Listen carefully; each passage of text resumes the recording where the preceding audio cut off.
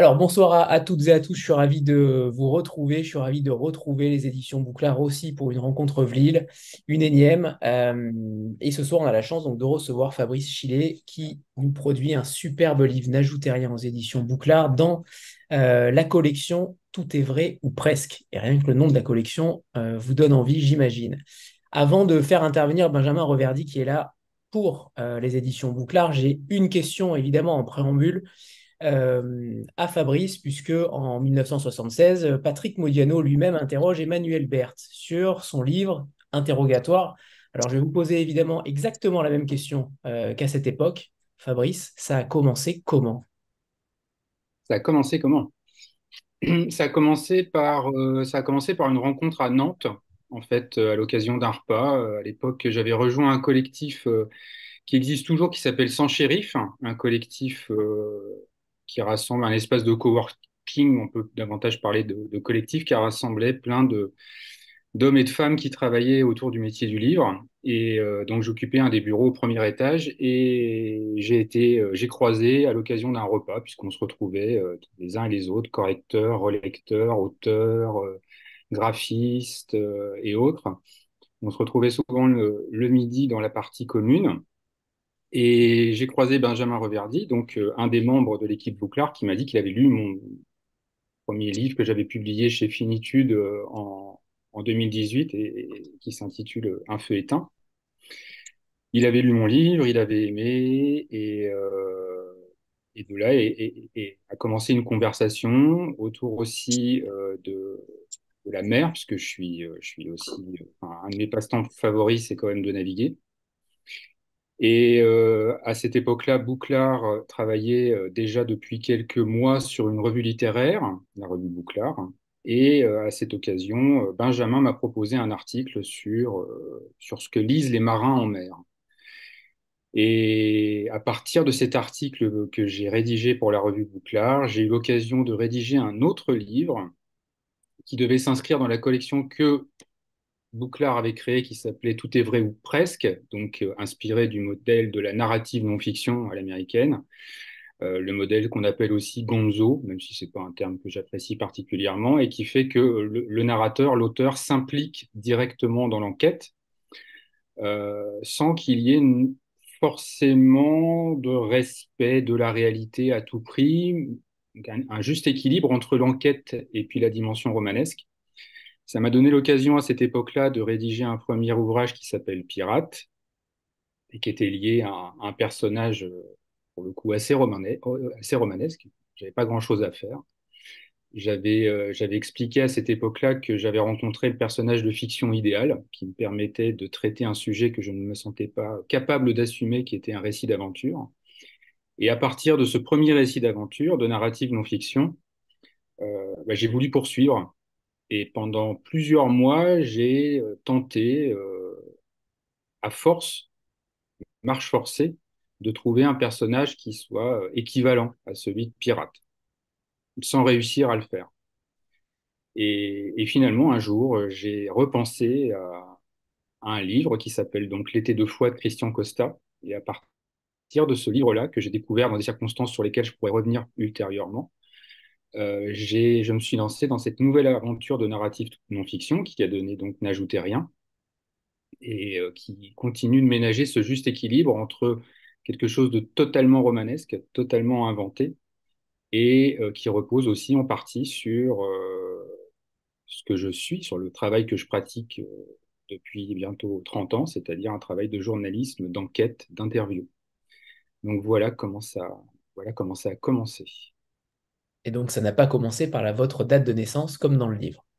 Non, parce que dans le livre, tout est vrai ou presque, et, et que je joue allègrement de la fiction et de la réalité, et c'est un jeu qui m'amuse, parce que c'est d'autant plus amusant que dans ce personnage, justement, il s'agit de la rencontre entre deux personnages, le narrateur y compris, qui sont avides de romanesque et qui, lorsque le romanesque n'existe pas, sont prêts à le créer de toutes pièces. C'est d'abord une histoire de création littéraire.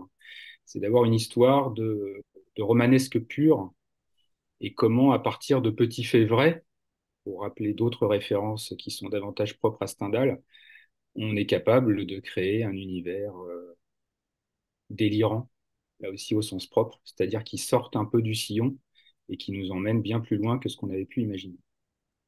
Alors, j'aimerais, Benjamin, que tu reviennes sur cette collection, de cette volonté d'avoir créé déjà cette collection-là, qui n'existait pas à l'époque où où je t'avais invité justement en tant que maison d'édition, que tu as créé par la suite, et notamment le choix de Fabrice Chillet, qui c'est déjà son deuxième livre aux éditions Bouclard. J'aimerais que tu nous parles de lui, de vos relations aussi en tant qu'écrivain, éditeur, puisque c'est un livre qui s'inscrit aussi dans cette recherche entre l'éditeur et l'écrivain. On verra tout à l'heure peut-être les différents ponts qui se créent entre vous et entre les personnages du livre.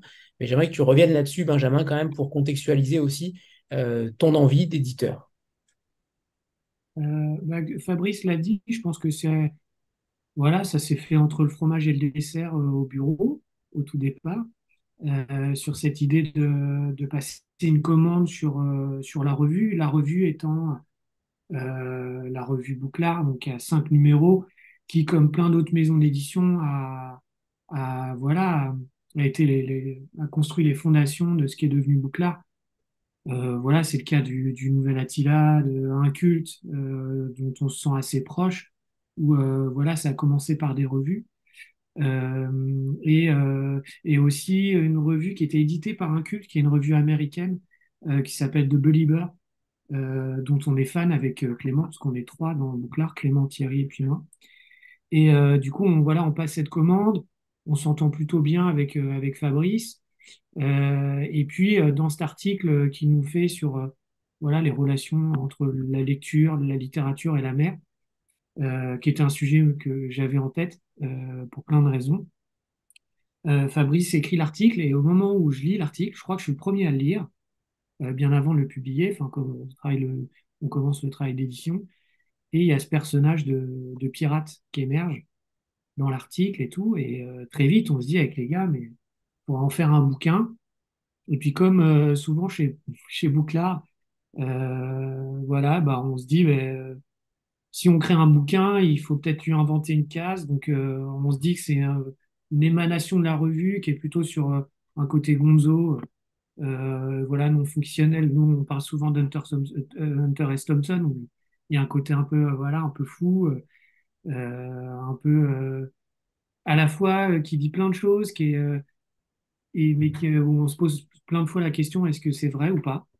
Et du coup, la collection, elle s'est créée comme ça. Donc, on l'a appelée Tout est vrai ou presque. D'ailleurs, il y avait un premier titre, voilà, qui s'appelait Turco, qui est parti chez une autre maison d'édition. C'était un texte de Sylvain Chantal, qui était le premier de cette collection, qui est maintenant au Dilettante. Et donc Pirate. Et puis voilà, c'est une collection qu'on apprécie beaucoup parce qu'elle est sur, voilà, en tant qu'éditeur, c'est aussi une vision de lecteur. Qu'est-ce qu'on cherche, qu'est-ce qu'on aime trouver, qu'est-ce qu'on trouve pas, donc qu'est-ce qu'on va chercher. Et Fabrice a bien compris cet ADN qu'on peut avoir. Et c'est comme ça qu'on a commencé à cheminer sur N'ajoutez rien. Et comme disait Fabrice en aparté, ouais, ça a commencé sur un vide-grenier il y a un petit peu plus d'1 an, où Fabrice m'a pitché le bouquin, sachant qu'à la base, je suis assez réticent, enfin, je suis pas trop client des livres qui parlent de littérature, au sens où c'est une méta-réflexion sur la littérature, sur les quêtes d'auteur et tout ça, c'est pas trop mon truc. Il y a quelques contre-exemples, mais en fait, quand il me l'a pitché, je me suis dit, ah, quand même, ça me chatouille un peu. Et puis, on lui a dit, vas-y, Banco, renvoie, quoi. Donc, il se trouve que c'est plutôt moi qui suis au sein de l'équipe en lien avec les auteurs le plus régulièrement sur l'aspect éditorial.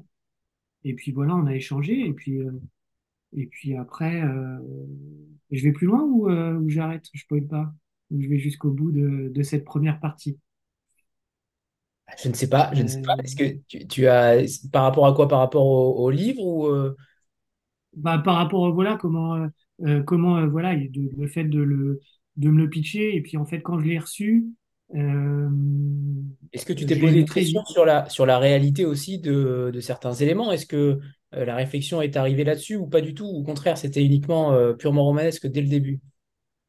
Non, en fait, ce qui est super avec Fabrice, et ce que moi je cherche dans pas mal de textes, mais très, du coup, très américains, et sur ce côté-là, c'est en fait, moi, ce qui m'excite, c'est de me retourner le cerveau et de me dire, attends, là, parce que je le connais, le garçon, donc je sais parfois comment il construit, mais en même temps, moi-même, je me fais avoir. Donc je me dis, pour le public, lecteurs, bah, ils vont se faire encore plus balloter que moi.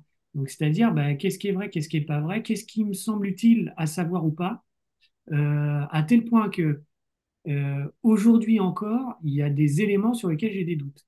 Et que Fabrice me dit pas la vérité et je veux pas la savoir. C'est-à-dire que c'est très, très curieux, très questionnant parfois. Il fait exprès, il est très fort pour ça. Et en fait, je veux rester dans ce regard un peu extérieur je me pose des questions. Je reçois des courriers chez moi de gens qui sont liés au livre et je me demande si les courriers sont des vrais et si c'est bien les personnes qui les ont écrites qui sont les voilà qui me les envoient. Et du coup, c'est une construction et ça fait partie de tout un univers qui englobe les livres et c'est ce qui nous intéresse dans cette collection. Et Pirate, c'était ça. C'est un livre, mais c'est une histoire et c'est un personnage qui après te revient en pleine tête dans la réalité. C'est ce qui m'est arrivé avec Pirate. Euh, voilà, qui m'a amené à une soirée en novembre l'année dernière à Concarneau. Et Fabrice, c'est ça. C'est nous ce qu'on aime avec les auteurs. C'est on raconte des histoires, il y a tout ce qu'il y a. Et Fabrice, tous les auteurs avec qui on travaille sont super. Mais moi, j'aime vraiment bosser avec Fabrice.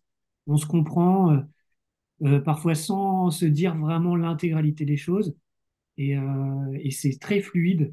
Et c'est ce qu'on recherche en tant qu'éditeur. C'est de créer une connexion et voilà, ça roule, quoi. C'est super.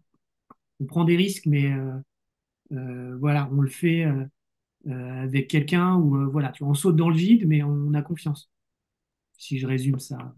Et je crois que c'est le seul livre au monde où justement on n'a pas envie d'avoir tout de dévoilé. C'est ça qui est intéressant, c'est que je suis entièrement d'accord avec toi, Benjamin, c'est que on a même peur que les choses nous soient dévoilées à un moment donné.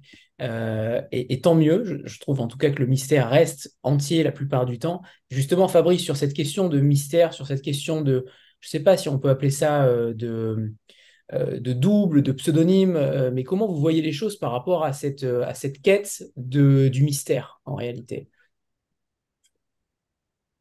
C'est pas, il n'y a pas de, c'est pas une quête,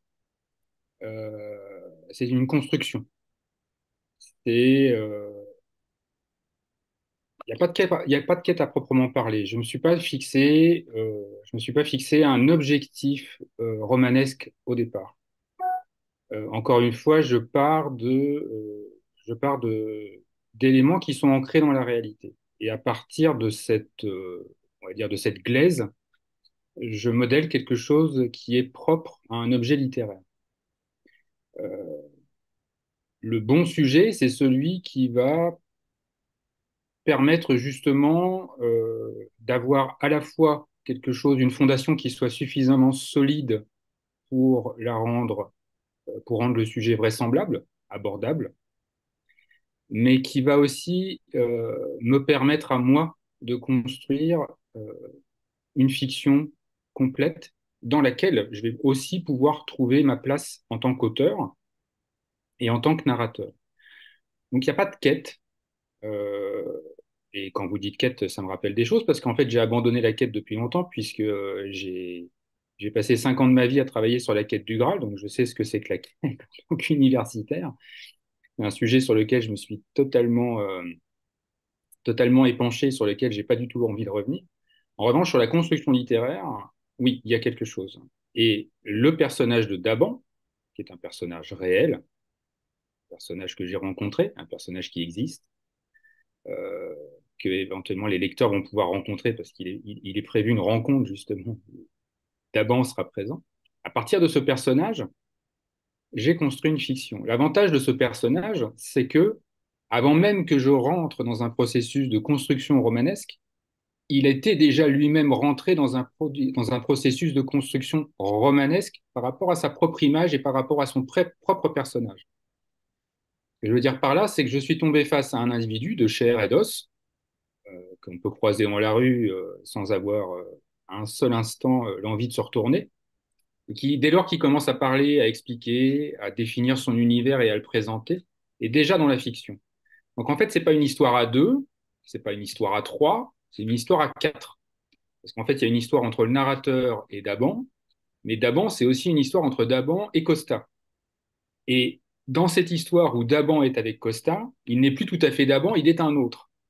Donc on rentre dans une forme de dédoublement de personnalité où moi, narrateur et auteur, je m'intègre et où je rentre moi-même dans un processus de dédoublement. C'est-à-dire que je trouve, en tant qu'auteur et en tant que narrateur, le personnage idéal qui me permet à moi de me construire un autre personnage et qui me permet à moi, en tant qu'auteur, de construire une fiction tout à fait romanesque.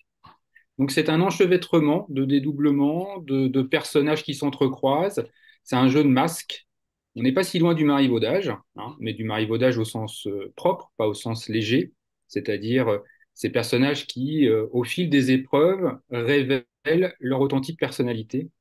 Et ils révèlent leur authentique personnalité à mesure qu'ils sont confrontés à des éléments réels, et à des adjuvants, des oppositions, etc. C'est vraiment un jeu. Il y a un texte que j'aime beaucoup de Marivaux qui s'appelle Les acteurs de bonne foi, qui est assez intéressant dans ce registre. C'est comment l'acteur peut dire la vérité. Comment celui qui porte le masque peut dire la vérité. Daban, lorsqu'il n'a pas le masque, n'est pas forcément le personnage réel. En revanche, Daban, portant le masque du personnage qu'il s'est inventé, est plus proche de la réalité qu'il ne l'est sans son masque. C'est juste un jeu de masque d'apparence, et à partir de là, moi j'avais tous les éléments pour m'amuser à écrire quelque chose à partir de ça. Et c'est brillant. Alors justement, on va peut-être parler quand même, pour ceux qui ne l'ont pas encore lu, parce que ça peut paraître de l'histoire. voilà, avec différents dédoublements, tout démarre par un vol. Un vol, en tout cas, on a l'impression que c'est un vol, on a le sentiment que le narrateur se fait voler un livre dans un café, le café des initiés. Il part aux toilettes et le livre disparaît. Il cherche autour de lui des avocats, des juges, des clients d'hôtel, potentiellement aucun véritable voleur, en tout cas personne qui ne s'apparente à un voleur. Et cette quête va donc, va être, alors cette quête, j'ai encore dit quête, je suis désolé, mais cette enquête, on va dire, cette enquête, parce que le mot est dit plusieurs Mais fois. c'est mieux de dire enquête, parce qu'en Oui. fait, la différence entre quête et enquête, c'est le préfixe. C'est-à-dire que c'est une quête qui se rapporte à soi. L'enquête est d'abord quelque chose qui se rapporte à soi, étymologiquement. Donc c'est davantage des personnages qui se cherchent eux-mêmes à travers un élément, un prétexte, qui est celui du livre, plutôt que la quête d'un objet ou d'une idée ou d'une image. Le livre est prétexte à enquête, c'est-à-dire à savoir qui l'on est ou qui l'on n'est pas, ou qui on aurait voulu être et qu'on n'est pas. Mais il y a quand même cette quête du livre épuisé, notamment. Oui, parce qu'en fait, il faut toujours un élément. Depuis les structuralistes, il y a cet élément perturbateur. Il faut un truc qui lance la machine. Une disparition, ça marche toujours. C'est toujours comme ça que commencent les histoires de Tintin, par exemple, hein. Il y a d'un seul coup la licorne, et puis d'un seul coup, il n'y a plus la licorne. Et c'est à partir du moment où un élément disparaît qu'il faut combler un vide. La nature a horreur du vide, mais la littérature aussi a horreur du vide. Et dès lors qu'une femme disparaît, qu'un livre disparaît, qu'un bateau disparaît, il faut combler ce vide. À partir de là, l'histoire peut commencer. Et l'histoire commence par un vol. Mais l'histoire commence par un vol avec une expression qui est au conditionnel. Je dirais que c'est un vol. Et c'est pas anodin que, je vais pas livrer toutes les clés, mais c'est pas anodin que l'histoire commence par je dirais. Ça rappelle beaucoup une parole assez enfantine des on aurait dit que. Et le je dirais que c'est un vol, c'est pour le narrateur une manière de dire allez, on aurait dit que. On aurait dit qu'on m'aurait volé, on m'aurait dit qu'on aurait volé le livre. Comment vous auriez réagi si ça vous était arrivé? Mais ça m'est peut-être arrivé. Alors, justement, alors si ça vous est peut-être arrivé, est-ce que c'était un traumatisme? Est-ce que j'ai mis ça tout à l'heure sur Instagram, mais Et voilà, hein.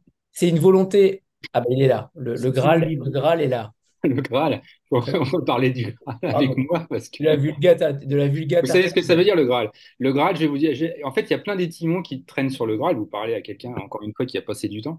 Le Graal, il y a une origine que j'avais relevée dans ma thèse qui était gradalis gré en latin. En fait, le Graal, c'est ce qui vous fait gré, c'est ce qui vous fait plaisir. En gros, le Graal, c'est tout ce que vous avez envie de trouver. L'origine du Graal, c'est un chaudron magique qui vient d'une légende païenne irlandaise. C'est juste un plat qui passe devant les gens et qui se remplit de la chose que vous avez envie d'y trouver. Vous avez envie de trouver un veau à l'italienne ou une solmenière, vous y trouvez ça. Et ben c'est ça le Graal. Le Graal, c'est avant tout un objet de désir. Et le livre est un objet de désir.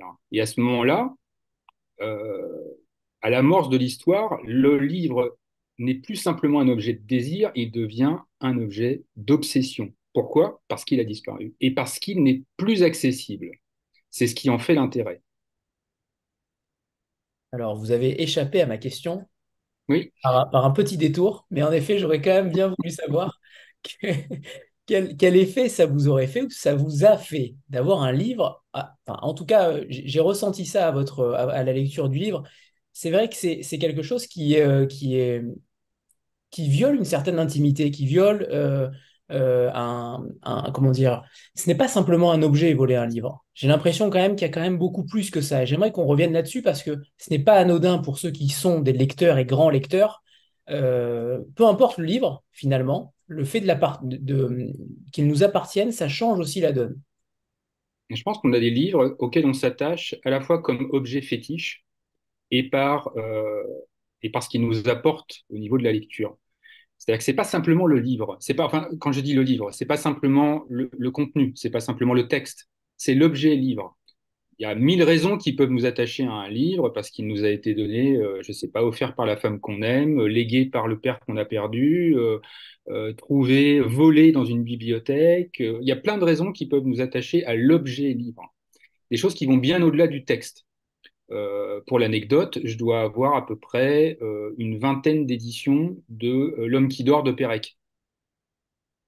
Et si demain je pars, parce que j'ai tendance à être très limité dans mes biens matériels, j'ai pas de voiture, j'ai pas de lave-vaisselle, j'ai pas de four à micro-ondes, j'ai rien.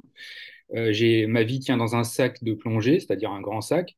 La seule chose que j'embarque systématiquement lorsque je bouge, c'est les éditions de Pérec. Pourquoi? Parce qu'il y a cette forme d'attachement à ce texte que je peux lire, relire, que je relis et que je lis depuis 30 ans, comme une sorte de doudou, hein. Finalement quelque chose de très enfantin, mais qui est aussi lié à l'objet fétiche. C'est pas n'importe quelle édition, c'est cette édition-là. Et c'est pas n'importe quelle édition parce que c'est à la fois le format du livre, mais c'est peut-être parce qu'il y a à l'intérieur, il y a un envoi, parce que ça a été souligné, parce qu'il y a une page qui est reniée. Parce que le jour où j'avais cette édition dans la poche, j'ai dragué la femme que j'aimais et que ça a fonctionné. Le contexte, tous ces éléments de contexte participent à l'attachement qu'on peut avoir à l'objet. En l'occurrence, encore une fois, pour ce livre, L'été deux fois, il y avait tous les éléments, à la fois de la mythologie, c'est-à-dire quelque chose qui dépasse la raison, et puis de l'objet fétiche parce qu'il était introuvable et inaccessible. L'élément de vérité que je peux vous donner, c'est comment j'ai découvert ce livre. Je vous dirai pas si on me l'a volé ou pas, mais je vous dirai comment on m'en a parlé. En fait, j'étais à un salon du livre avec un autre auteur finitude.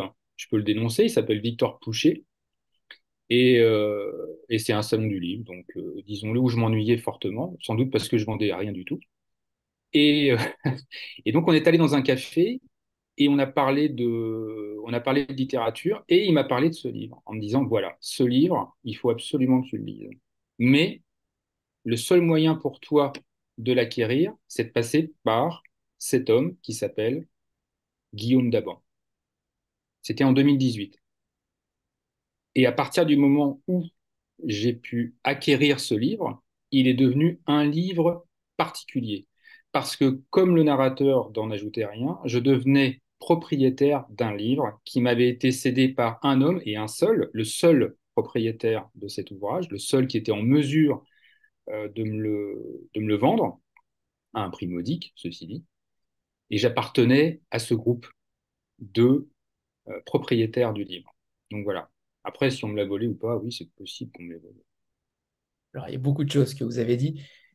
Alors, j'ai été justement surpris de voir que le livre était plutôt disponible aujourd'hui. Il était plutôt Maintenant, il disponible. est disponible. Voilà, c'est là où j'aimerais en venir aussi par rapport au fait que vous l'avez ressorti, en tout cas le livre est ressorti un petit peu de nulle part. Alors je ne sais pas grâce à qui, en tout cas Victor Couchet qu'on a reçu déjà il y a peut-être 2 3 ans, donc c'était Mm. après 2018 pour le coup. Mais j'aimerais connaître l'histoire de cette évolution parce que là en effet je le vois partout à des prix plutôt raisonnables, hein, 16 euros un petit peu partout sur n'importe quel site. Comment s'est passé ce mini prodige alors qu'il n'a pas été réédité? Est-ce que ça veut dire que les lecteurs l'ont revendu, mais en même temps sans faire trop de bénéfices, donc ça n'a pas d'intérêt particulier? Qu'est-ce qui s'est passé? Mais je sais pas, après, Benjamin, tu veux en parler ou c'est moi qui en parle? On parle Sur d'été deux fois de Christian Cossal, qui était publié aux éditions de Minuit en 1989, voilà, qui n'a pas été. 89, bah, on va le faire à deux voix, Fabrice. Euh, Fabrice me parle de son projet de livre en fin août 2022. Donc, c'est-à-dire il y a un peu plus d'un an, donc sur un vide-grenier. Il me parle de cette histoire, je me la mets en tête et tout. Et au fur et à mesure, comme il aime bien faire, il m'envoie des faisceaux. Donc, il m'envoie des éléments, voilà. Quand il m'envoie le manuscrit, je vais vérifier ce qui est dit, puisque je fais ma forme de fact-checking. Vous voyez, c'est très, très américain le fact-checking. Euh, voilà, je vais aller vérifier certains éléments. Donc, je vais regarder qui est Daban, est-ce qu'il existe vraiment, qui est Costa, est-ce qu'il existe vraiment. Donc, je vais chercher Christian Costa et je trouve quoi? Deux choses. La première, c'est la photo d'un mec qui ressemble à Depardieu. Je vais Coupe le au mettre. bol, photo sans Je vais louche, années l'afficher. Si tu me 70-80. permets, je À l'affiche, Benjamin. vérifier. Une seule et unique photo sur Google, il faut quand même le faire aujourd'hui, hein, d'avoir une seule et même photo. Quasiment pas d'occurrence dans Google. Et surtout, un premier élément qu'on me donne, c'est le fait que le livre est épuisé. À ce moment-là, voilà, côté très de Pardieu. À ce moment-là, le livre est épuisé chez Minuit. C'est-à-dire il est pas trouvable, sauf alors de façon officielle, il est disponible sur Amazon. J'ai une capture d'écran, je peux vous la montrer. Euh, alors je vais vous la trouver, je vous la montrerai après, parce qu'il me faut un petit temps de recherche. Mais je crois de mémoire, Fabrice, il a 300 euros, un truc comme Oui, ça. c'est même monté. Il y avait même des exemplaires qui partaient à 600 euros. Et ce fameux Daban qui, lui, en détient un certain nombre d'exemplaires.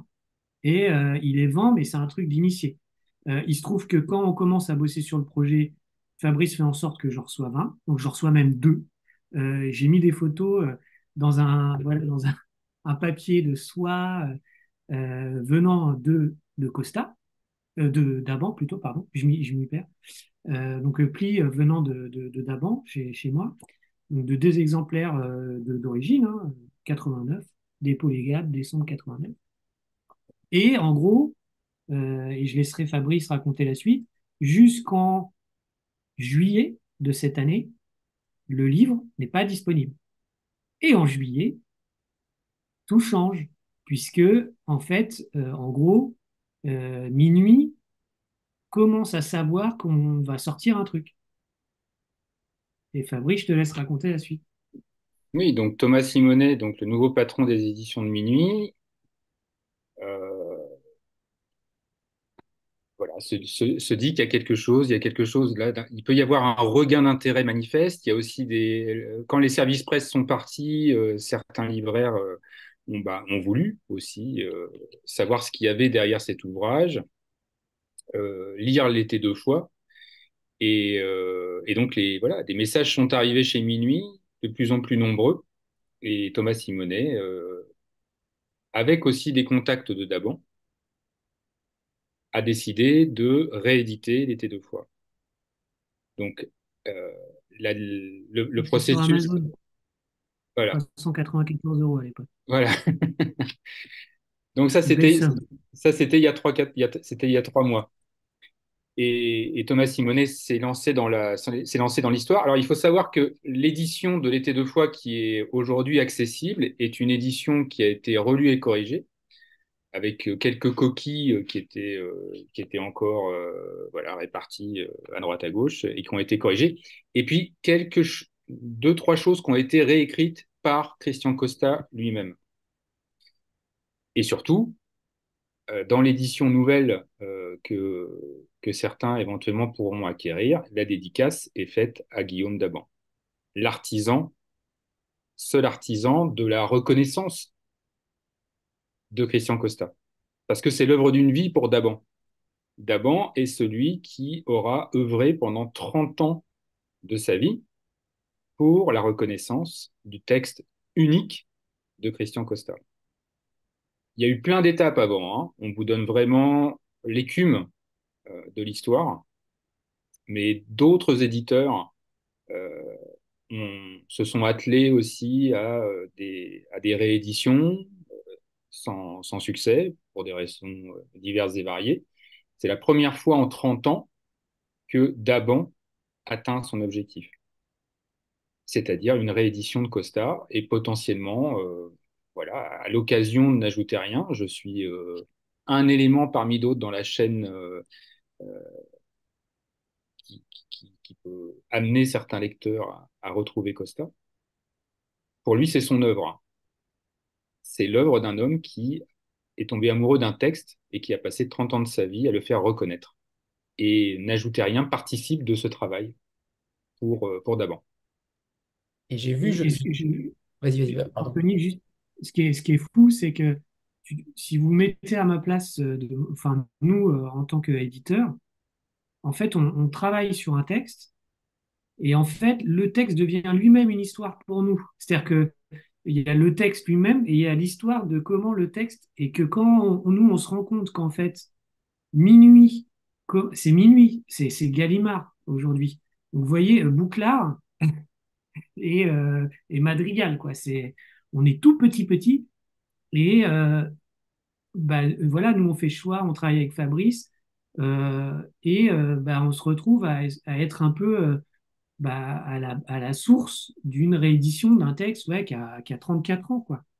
Et, euh, et moi, c'est ce que je trouve génial, c'est ce que je recherche en tant qu'éditeur, c'est d'éditer des bons textes, mais comme je le disais tout à l'heure au préalable, c'était de raconter une histoire. C'est-à-dire que nous, on raconte une histoire avec les choix qu'on peut faire de texte, avec la forme de l'objet, parce qu'on lui a donné aussi ce côté, enfin, vous connaissez le soin qu'on peut porter à nos objets, où on le voit derrière toi, voilà, le papier est spécifique, il y a un côté un peu, voilà, euh, le petit bouquin feutré qu'on va avoir chez soi, qui a une belle couverture, limite on veut plus le toucher. Et ce truc-là devient une méta-histoire où en fait, bah, j'échange avec le patron minuit par rapport à, enfin, c'est assez dingue en fait pour nous de se retrouver mêlés à cette histoire-là. Et, euh, et effectivement, où les libraires, moi, me contactent pour dire, ouais, mais le texte, alors, le premier, t'en as. J'ai l'impression d'être, De la voilà, drogue. ouais, limite qu'on me demandait si j'avais pas, voilà, des choses à livrer d'un autre type. Et moi, avec les garçons, on adore ça. Ça nous a amené beaucoup de discussions avec Fabrice, beaucoup de discussions entre nous pour voir voilà comment on gère ce truc-là. Et puis, vous voyez bien, il y a notre tambouille aussi, nous, de comment on raconte l'histoire et comment on la vend, puisque notre boulot, c'est de faire en sorte que les livres soient lus et soient achetés. On a aussi voilà, un côté un peu, entre guillemets, stratégique. Moi, c'est pas du tout un problème de le dire. Enfin, tu commences à me connaître. Voilà, la maison d'édition, c'est notre bébé, voilà, on met nos billes, et puis c'est les coups de poker. Et comme les joueurs de poker, voilà, on aime bien jouer. Souvent on perd, mais parfois on gagne. Et là, pour le coup, c'est suffisamment excitant pour que dans notre tête, on se dise, là, on a un peu gagné un truc, on se dit, tiens, quand même, on se retrouve, ça j'en reparlerai, mais Fabrice a invité une rencontre croisée avec, voilà, je vais le dire à la fin. Je vais pas le spoiler, mais tu refais le fil de l'histoire. Tu te dis, mais attends, d'un truc qui est parti où Fabrice me l'a pitché sur un vide-grenier où j'étais en train de vendre des petites figurines de Peppa Pig. Vous voyez, pour ceux qui connaissent Peppa Pig. Voilà, on part de loin, quoi. et je confirme en effet que quand je souligne sur tes livres, Benjamin, j'ai l'impression d'être un mec violent. Voilà, soyons clairs, Ouais, je, c'est ça. je sais, mais je peux pas m'en empêcher. Mais en effet, ils sont tellement beaux, tellement bien ficelés. C'est toujours un vrai travail d'artiste. Justement, par rapport à cela, le livre de Costa fait 126 pages, 7 mm d'épaisseur, 18,3 cm de hauteur. Est-ce qu'il y a eu la tentation de reproduire, d'aller jusqu'au mimétisme pour le reproduire aussi, puisque ce n'est pas le cas pour n'ajouter rien, mais ça aurait pu pousser le mimétisme jusque-là. Est-ce qu'il y a eu une discussion par rapport à ça aussi de votre côté, tous les deux? C'est pour moi la question? Pour tous les deux, ouais, je ne sais pas si vous avez eu des Ouais. discussions ensemble. Tu parles du design de l'objet? Oui, Alors, pour le coup, Fabrice étant quelqu'un d'absolument à l'écoute, et en gros, Fabrice, il y a plein de questions qu'on peut lui poser d'ordre éditorial où il me répond, c'est vous qui savez. Donc, en gros, je vous fais confiance. C'est ça aussi la relation, pour moi, que je cherche en tant qu'éditeur avec nos autrices et nos auteurs. C'est un respect. OK, chacun a son métier, donc il nous a fait confiance. Nous, on a beaucoup discuté. On a fait dans les pré-maquettes une option avec du blanc et du bleu, donc les couleurs minuit. Et en fait, on s'en est éloigné parce que justement, ce sont deux objets, ce sont deux livres différents qui, dans mon esprit, s'imbriquent. Voilà, tu vois, j'ai les deux là.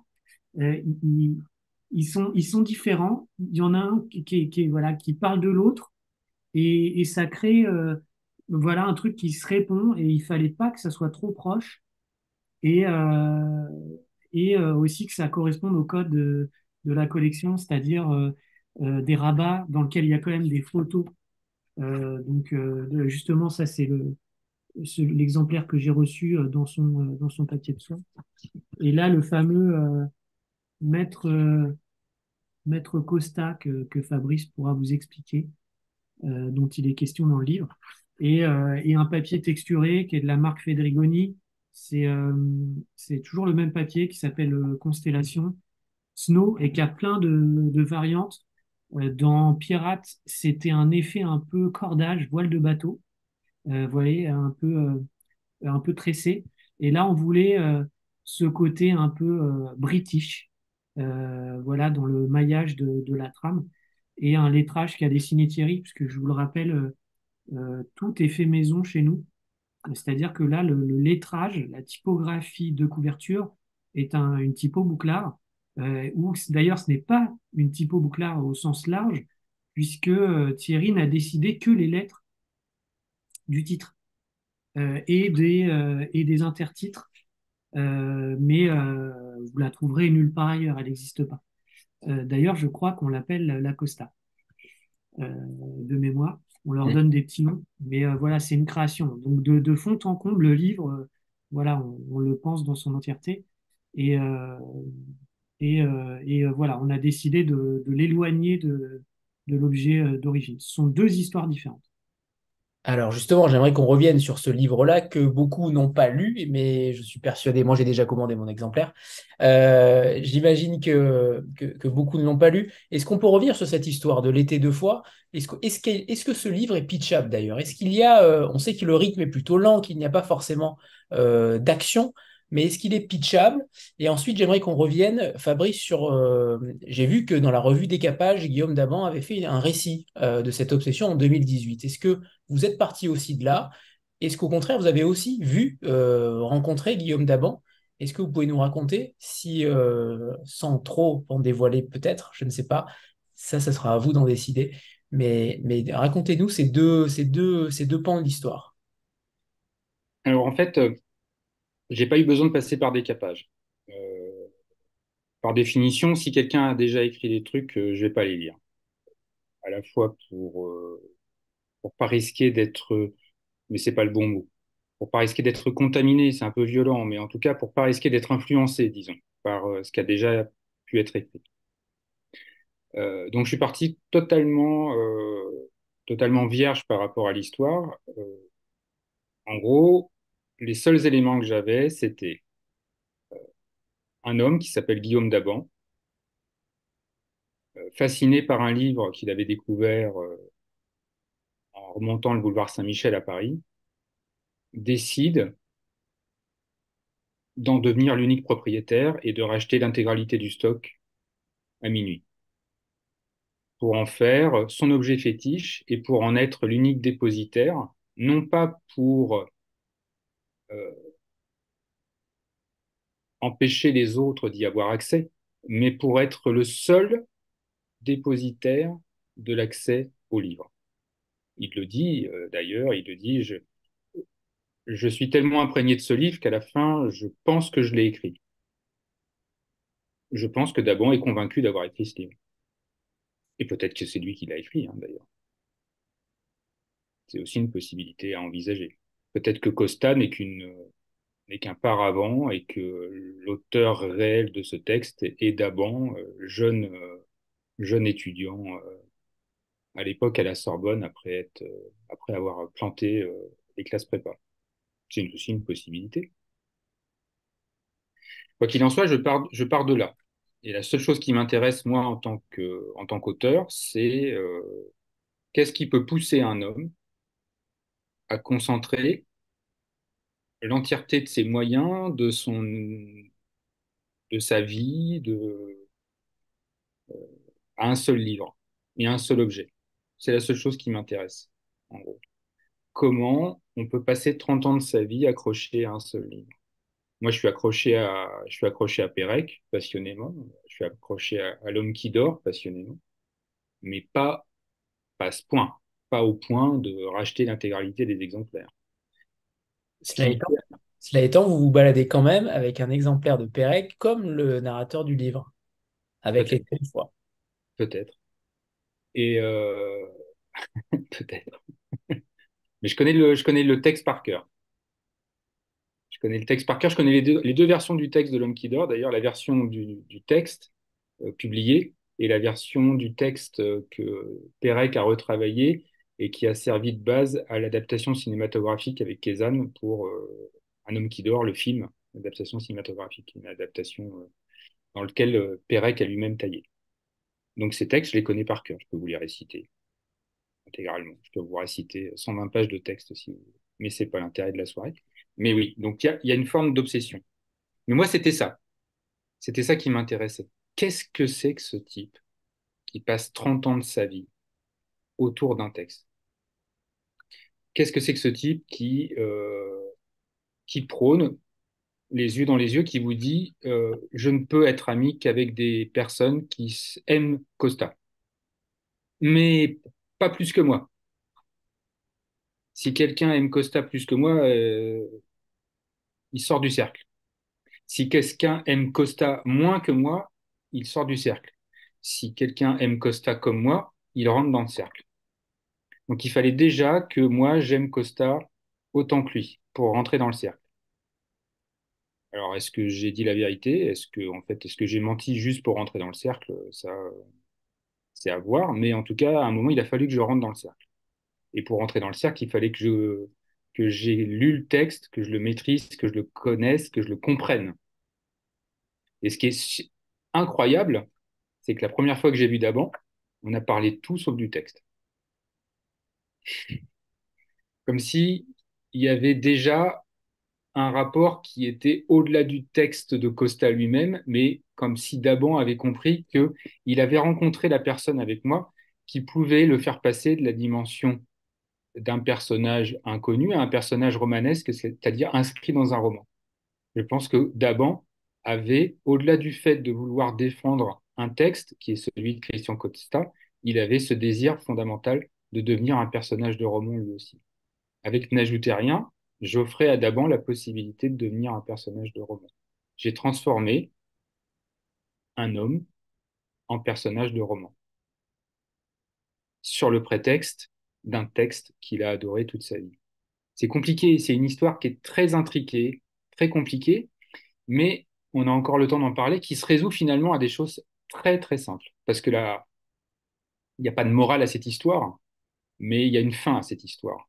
Et la fin de cette histoire n'a rien à voir avec la littérature, n'a rien à voir avec les textes, n'a rien à voir avec Costa, n'a rien à voir avec Dabo. J'ai pas Alors, du tout répondu à votre question parce que c'est un petit peu systématique chez moi. Je réponds jamais. Vous savez, c'est l'actualité.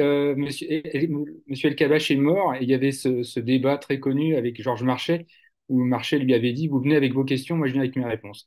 C'est un petit peu ce qui se passe ce soir. en effet, mais j'adore ça. Alors, est-ce qu'on peut parler peut-être du maître Costa? Le maître Costa qui est quand même assez fabuleux. Je ne sais pas si c'est réel ou pas, mais dans tous les cas, l'idée est fabuleuse. Alors c'est réel. En fait, il a voulu transformer, il a voulu transformer. En fait, il avait besoin d'agir sur le texte. D'abord, a été possesseur du texte, mais comment agir sur un texte qu'on n'a pas écrit, qu'on n'a pas signé, dont on est les seuls possesseurs, mais en gros sur lequel on agit simplement en étant un revendeur, presque un dealer, si on veut forcer un peu le trait. Donc, il a voulu devenir acteur de ce texte. Acteur de ce texte, c'est-à-dire le transformer en objet. Et donc, il a conçu des boîtes en plexiglas. Il a conçu le Maître Costa. Il a conçu aussi des boîtes un peu plus carrées où il mettait des exemplaires de Costa à l'intérieur. Et il a fait des expositions qui étaient liées à ça, avec du sable aussi qu'il avait ramené du Pays Basque, etc. Pour information, il vient de renouveler le fait, il y a 15 jours, à la librairie L'Ardanchet, euh, Faubourg Saint-Honoré, avec Michel Houellebecq. Il a créé le Maître Houellebecq. Il a fait la même chose avec Michel Houellebecq il y a 15 jours. C'est un fétichiste pur. Il est amoureux de l'objet. Mais pour intervenir sur l'objet, il n'est pas l'éditeur, il n'est pas l'auteur. La seule chose qu'il a trouvé, c'est d'en faire des objets, livres, des maîtres, qu'il enferme dans des boîtes en plexiglas. En se disant aussi, on en avait parlé comme ça un peu en plaisantant, en se disant le jour où il y aura plus de Costa, il restera le maître Costa, il faudra casser le plexiglas pour atteindre, pour récupérer ces exemplaires un peu, voilà, il y a une dimension presque presque égyptienne hein, dans le côté embaumement de l'œuvre et embaumement de l'auteur. Mais bon, il s'amuse aussi. C'est quelqu'un qui a aussi beaucoup de recul et beaucoup d'humour par rapport à ça. Il ne faudrait pas le prendre non plus ni pour quelqu'un d'orgueilleux, ni pour quelqu'un de prétentieux, ni pour quelqu'un de totalement... voilà, qui pourrait... Voilà, on pourrait aussi avoir tendance à le réduire à une espèce de snobisme un peu germano-pratin qui se limite à un périmètre entre les jardins du Luxembourg et la place Saint-Sulpice. C'est pas ça. C'est quelqu'un qui est beaucoup plus simple pour une raison évidente, c'est sa sincérité. C'est-à-dire qu'il aime sincèrement ce texte. Il aime sincèrement ce texte et ce rapport au texte était d'abord un rapport de blessure. Parce que lorsqu'il découvre ce texte, alors que bon, il a planté la Cannes, il a planté Normal Sup, en gros, il a planté la Voie Royale, il se retrouve ensuite à faire des études à la Sorbonne, ce qui est pas une honte, hein, loin de là, et à faire différents emplois qui sont évoqués dans le livre. Et il lit Costa, il se dit, voilà, ma vie s'arrête. C'est Ouais. l'histoire d'un homme qui, à 23 ans, s'assoit sur sa carrière d'auteur. C'est dramatique, hein. C'est dramatique et terrifiant. À 23 ans, c'est fini. J'ai plus rien à écrire. Le livre que j'avais envie d'écrire, le livre que j'aurais envie d'écrire toute ma vie, ce livre, il est déjà écrit. C'est fini pour moi. C'est la pire des choses qui puisse arriver à un étudiant en littérature ou à un étudiant, enfin, il n'y a pas que les étudiants en littérature qui écrivent des livres, heureusement, mais à un étudiant ou à quelqu'un qui a des velléités d'écriture, de tomber sur le livre définitif qui l'empêchera d'écrire toute sa vie. C'est ce qui est arrivé à Daban à 23 ans. La découverte de Costa pour Daban, c'est d'abord un deuil définitif. Et donc, il y a aussi là il y a quelque chose de dramatique, presque de tragique, mais tragique au sens de la tragédie grecque, un destin qui est scellé définitivement dès l'âge de 23 ans. C'est fini pour lui. L'écriture, c'est terminé. Comment je vis le reste de ma vie alors que je sais maintenant que je n'écrirai plus rien? Parce que le livre que je voulais écrire est déjà écrit. Et quel rapport je peux entretenir avec ce livre qui dit tout ce que j'ai envie de dire et qui le dit de la manière dont j'ai envie de le dire. C'est absolument dramatique. C'est un deuil. Ce type est mort à 23 ans. Et ce Mais deuil, il a survécu pour d'autres raisons qui sont aussi évoquées dans l'ajouté. et ce deuil, j'imagine, traverse beaucoup d'écrivains. Je pense que tous les écrivains, à un moment donné, se sont posé la question, et peut-être vous, avec Georges Perec. Oui, tout à fait, mais je me le pose encore. Je me demande pourquoi j'écris. Je Ah me bah, demande pourquoi j'écris. Après, on a tous un, je sais pas. Après, c'est peut-être, je sais pas. C'est par ennui, par orgueil, par plein de raisons qui sont pas forcément très louables. Mais bon, bah, d'un seul coup, on se met à écrire, on peut pas s'empêcher de le faire, et puis bah, on continue, quoi. Mais oui, après, certains auteurs comme Pérec, il n'y a pas que Pérec, mais après certains auteurs comme Pérec, je vois pas trop l'utilité d'écrire. eh bah, avec N'ajoutez rien, je trouve que continuez d'écrire. Je vous en prie, Fabrice, continuez d'écrire. Non, j'aimerais qu'on revienne sur Guillaume Daban et vos relations actuelles avec lui, parce que c'est intéressant que vous disiez que justement, il n'était pas orgueilleux, jaloux, etc. Mais qu'est-ce qui lui a fait le plus plaisir entre la sortie de N'ajoutez rien et la réédition de Costa, finalement? Est-ce que les deux sont liés? Est-ce que il ne vous en a pas voulu, justement, d'entre guillemets, lui voler la vedette par rapport à ça? Au contraire, j'imagine qu'il était très heureux qu'on reparle de Costa, de Non, Christian. non. C'est quelqu'un, en fait, voilà.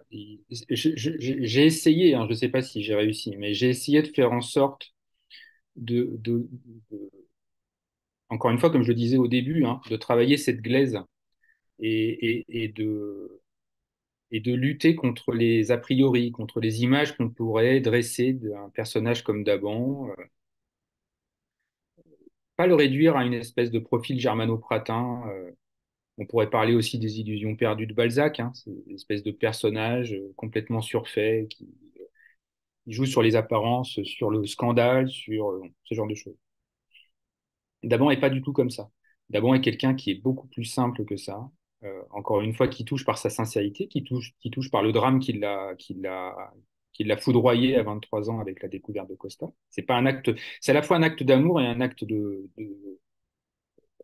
décès, hein. Les deux sont posés le même jour sur sa table. Et il m'en veut pas du tout, et on continue de se parler, on a des rapports très amicaux.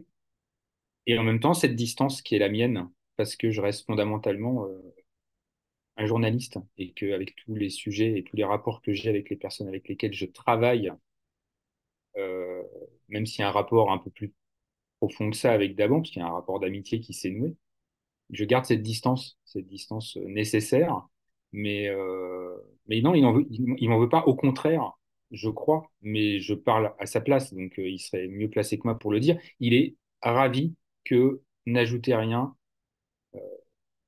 ait servi de prétexte à une réédition du texte de Costa, et éventuellement une reconnaissance du texte de Costa, euh, et puis au retour de Costa à son texte, parce que pendant des années, Costa a refusé que son texte soit réédité.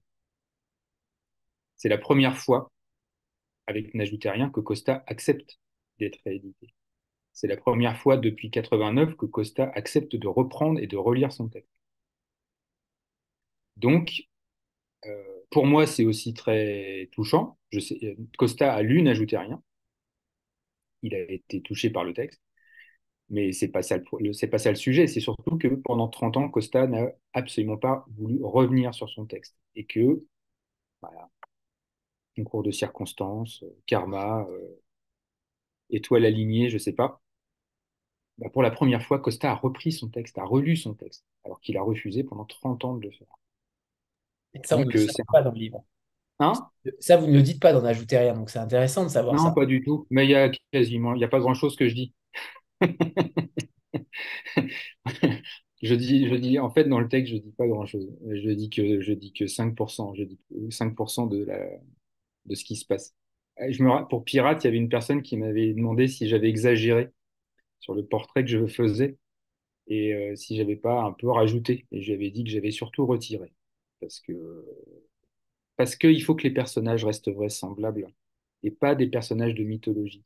Si j'avais tout dit sur Daban, on serait rentré dans une forme de stéréotypie qui l'aurait rendu moins accessible et qui l'aurait limité à un personnage romanesque, alors qu'il n'est pas qu'un personnage romanesque. Il est aussi un personnage empreint de réalité. Et je fais toujours en sorte, avec les personnages que je décris, de rester dans ce juste milieu.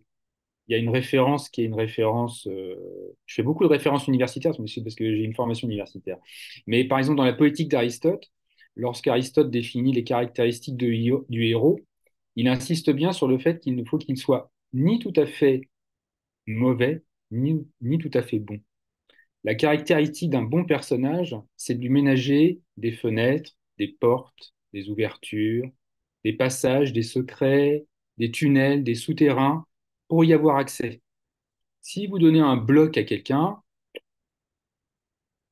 le lecteur n'a plus rien à faire. Et l'intérêt du lecteur, c'est justement de remplir les vides que vous ménagez dans le texte que vous lui présentez. Il y a un excellent texte de Yost qui s'appelle L'esthétique de la réception et qui parle des sphères de concrétisation. L'auteur fait 50% du boulot, le lecteur fait les 50% qui restent. Mais pour qu'il fasse les 50% du chemin qui reste, il faut lui ménager cet espace pour qu'il puisse le faire. C'est ce que j'ai essayé de faire avec un personnage comme d'avant. Alors, il y a plusieurs choses dans votre livre. C'est en effet une enquête qu'on apparente à Modiano. Clairement, on pense à Modiano. Il est évidemment dans le livre en partie, mais on pense clairement à Modiano. Mais c'est surtout, j'ai l'impression, alors la question est peut-être provocatrice, mais j'ai l'impression que c'est votre autobiographie au final. J'ai l'impression que, j'ai l'impression que ces personnages-là pourraient ne pas exister pour aussi parler de cette quête personnelle que vous faites sur vous-même, sur votre travail d'écrivain, sur ce côté ghostwriter que vous citez aussi notamment, où on sent qu'il y a je ne vais pas faire de la psychologie, hein, je ne suis pas psychologue, mais on sent qu'il y a quand même des blessures profondes en tant qu'écrivain que vous nous livrez dans ce livre-là. J'ai l'impression que c'est un livre extrêmement intime alors que vous parlez beaucoup des autres. Ouais, je vais pas du tout répondre à votre question. En revanche, je vais vous dire que c'est intéressant que vous parliez de Modiano parce que donc on avait rendez-vous, comme on en parle dans le livre, on avait rendez-vous systématiquement au Prince Racine. Ce café qui fait l'angle entre la rue Racine et la rue Monsieur le Prince, pas très loin de l'Odéon, qui est lié à un personnage que j'ai beaucoup aimé, voilà, qui est décédé depuis, un grand bibliophile qui m'emmenait toujours dans ce café-là. C'est pour ça que j'avais donné rendez-vous à Daban ici. Et il est arrivé une fois. Daban est passé, enfin Daban, on avait rendez-vous, voilà, on n'est pas très loin de la réalité dans le livre, on avait rendez-vous le samedi matin, Daban arrive et il me dit, je suis légèrement en retard parce que je viens de croiser Modiano et on a dit qu'on a pris le temps de discuter. Et donc voilà. Donc oui, il y a aussi Modiano qui est présent dans le texte. Et plusieurs fois, on était en train de parler avec Daban. C'est rigolo. Après, bon, il traîne souvent dans le quartier, du côté de la rue de Tournon, etc. C'est son coin, quoi. Mais c'était une espèce de fantôme qu'on voit apparaître et disparaître et qui habitait ce texte. Et c'est vrai que la référence à Emmanuel Berle, le texte de confession, ce rapport, ce premier texte qui est extraordinaire, hein, ce rapport de il doit être introuvable ce bouquin. Mais un des, Ne nous dites pas ça, ne nous dites pas ça, on va les acheter en masse. ouais, bah là, si vous le trouvez, vous êtes fort. Mais c'est un rapport, une conversation. C'est ce qui se passe avec N'ajoutez rien, c'est comment, à travers les questions de Modiano, tout jeune, hein, euh, on en apprend autant sur Berne que sur Modiano. C'est-à-dire que les questions disent beaucoup plus que les réponses. Les questions de Modiano disent beaucoup plus sur Modiano que les réponses qui sont apportées par Berle. Et c'est un peu ça qui se passe dans N'ajoutez rien. C'est-à-dire que les questions que je pose à Daban disent beaucoup plus sur moi que les réponses que Daban apporte. Maintenant, débrouillez-vous avec ça par rapport à la psychologie. Vous avez bien saisi. Justement, je vais vous poser une question sensible qui est évoquée dans le livre et je vous cite. Je prévoyais et j'appréhendais la question sensible qui ne manque jamais de tomber entre deux personnes qui parlent littérature. C'est notre cas. Que lisez-vous en ce moment? Elle peut tout faire basculer, tout détruire sur un seul faux pas. La citation de mauvais goût, l'auteur excommunié, banni. J'avais résolu de ne pas mentir, d'exclure toute stratégie, tout calcul. Je prenais un risque trop grand à travestir et finalement à être confondu. Je passerais à la fois pour un manipulateur et un imbécile. Alors que lisez-vous en ce moment, Fabrice Chier? Je lis de la SF des années 70. Je lis des trucs comme ça, des trucs, des éditions de masques. Je lis des trucs totalement déconnectés de la littérature. Mais parce qu'en fait, je suis en train d'écrire, en gros, je suis en train d'écrire un nouveau roman. Et un des personnages s'évade à travers la SF.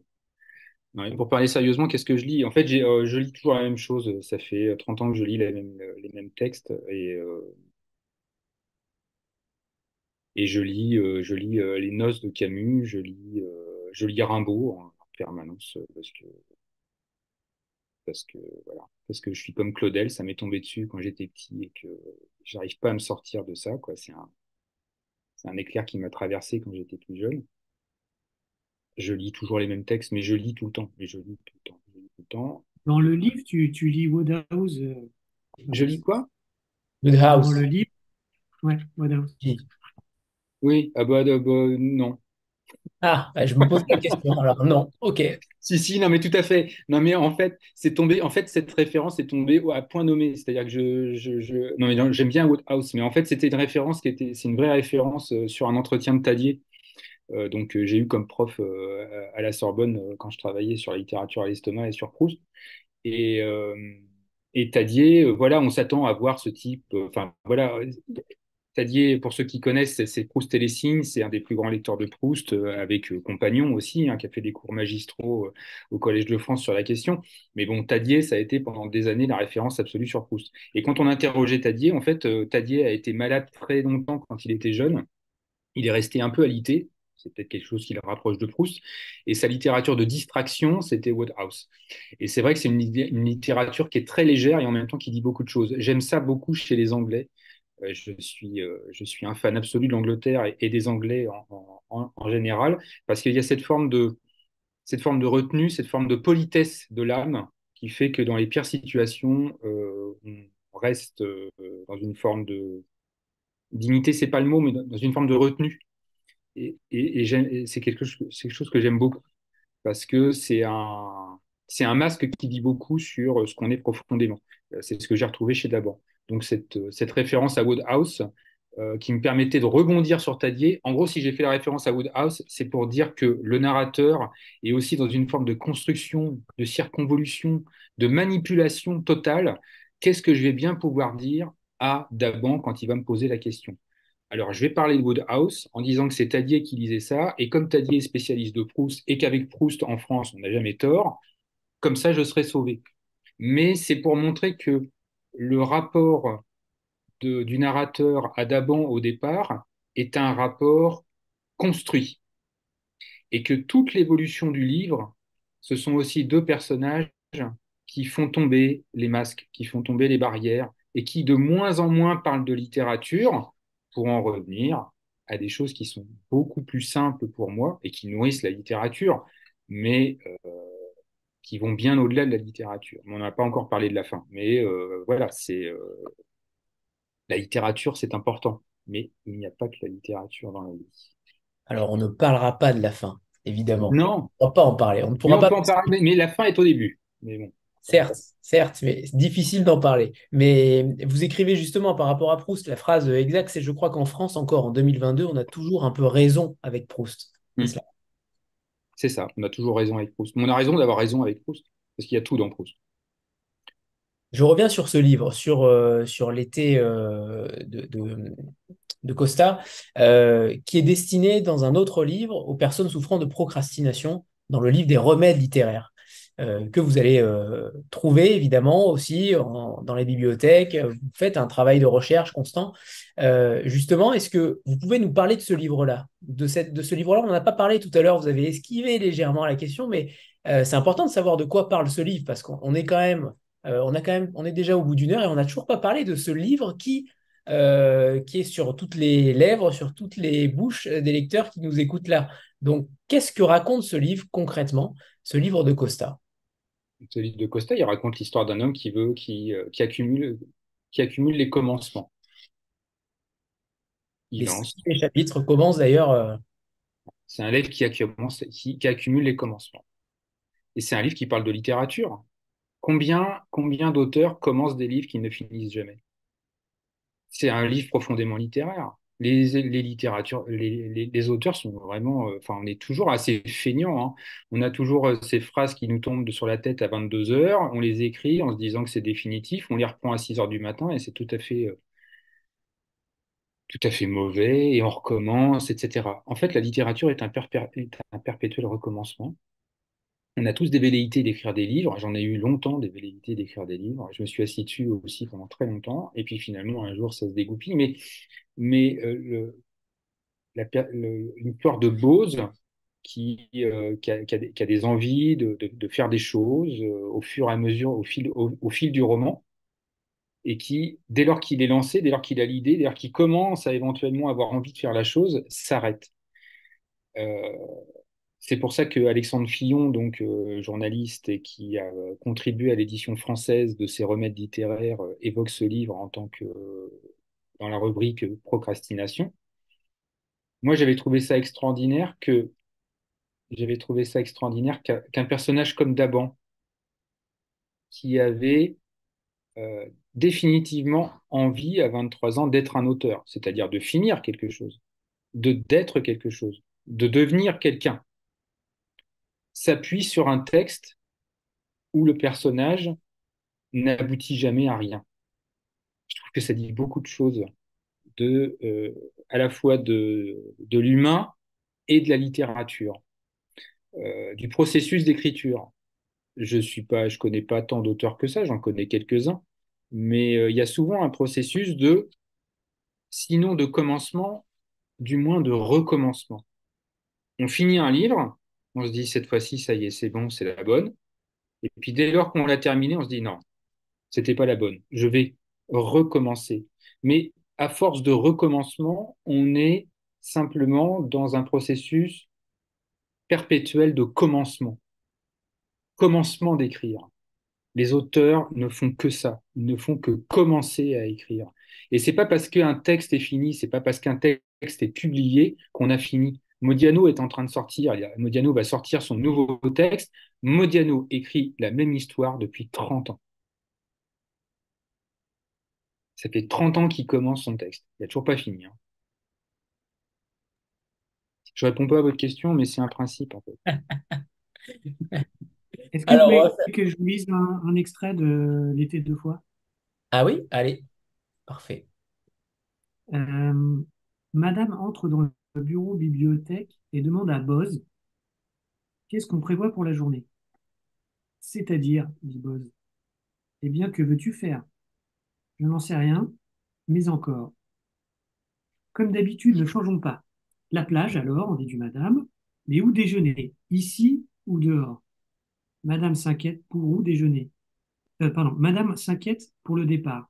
L'heure, dit-elle. Veux-tu dès midi ou veux-tu ce soir? Qu'est-ce que tu préfères? Avant ou après? À mi-voix, Boz reprend, comme pour lui-même, dès midi ou ce soir. Puis il réfléchit à son travail. Il serait peut-être temps de s'y mettre. C'est mal tombé, se dit-il, en pensant à l'entrée de Madame dans la bibliothèque et au goût d'Issel pour les alternatives, dès midi ou ce soir. Car Boz, de façon générale, répugne à choisir. Il est pour la friche ou laisser aller, c'est-à-dire pour se déterminer entre l'identique ou le tout pareil. C'est égal, pense-t-il. À peu de choses près, le plus souvent, c'est bien la même chose. Les mêmes gens, les différences échappent au regard de Boz, à son jugement, ce soir ou ce soir. Et en fait, tout le livre est construit sur cette base-là. Et moi, c'est un texte que, qui a quelque part a changé aussi ma perception alors du texte de Fabrice, mais il est incroyable. Il est incroyable parce qu'en fait, il se passe rien. Mais en fait, ça dit tellement de choses et c'est un rien qui fait une boucle. C'est pour ça que ça s'appelle l'été deux fois. En fait, ça fait une année, quoi. Ça commence par l'été et on finit par l'été. Et, euh, et c'est vraiment un très, très, très beau texte. Totalement minuit dans l'idée. C'est pour ça il est chez minuit. Mais ce qui est fou, c'est que tu en es qu'un seul.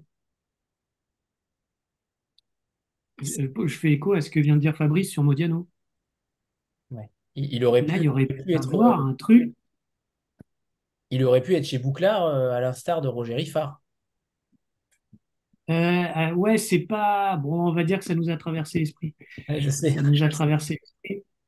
Mais c'est deux écritures qui n'ont vraiment rien à voir, mais qui ont un point commun. Je sais pas si Fabrice, tu le ressens comme ça. L'été deux fois, c'est un texte aussi de copains. Ça parle d'amitié. Il y a beaucoup de personnages, dont Boz est proche, dont un dont le prénom m'échappe. Euh, Et c'est aussi un livre sur l'amitié. Et Riffard, qu'on a édité dans notre collection de réédition qui s'appelle Récidive, a fait 2 romans de copains, voilà, dans les années 50. Moi, ça m'a fait un peu penser à ça, mais on est dans une autre écriture. C'est une écriture qui est, voilà, qui est différente. Et, euh, et je pense que c'est un texte, soit on est saisi, soit on passe à côté. Il y a un truc Génial. assez radical. C'est ça qui en fait tout l'intérêt. On va faire une petite photo de groupe et après Fabrice nous lira un premier extrait de N'ajoutez rien cette fois. Voilà, préparez-vous. 3, 2, 1, c'est bon. Parfait. Fabrice, c'est à vous pour un premier extrait. Un premier extrait, c'est compliqué un premier extrait. Si je suis assez provocateur sur les premiers extraits, mais du coup, je peux dire un extrait en étant explicatif ou pas? Ah, bien sûr, évidemment. Ok, alors je vais faire un extrait super court. En fait, avant la référence, avant de rentrer dans le texte, il y a une citation du Château des Carpates de Jules Verne. Et avant même cette citation de Jules Verne, il y a une dédicace. Et la dédicace est à Catherine Leget. Alors, je vais vous lire cette dédicace à Catherine Leget. Et il ne faudrait pas passer à côté de cette dédicace. Je vais vous dire pourquoi. Je ne sais pas, on n'a pas fait parler les gens autour de nous. Est-ce que quelqu'un sait qui est Catherine Leget?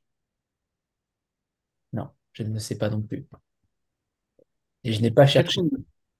Catherine, Catherine Leget, c'est un personnage de fiction dans un film de Christian Vincent qui s'appelle La Discrète, un des films qui a révélé Fabrice Lucchini, en tout cas qui a donné un de ses plus grands rôles dans les années 90.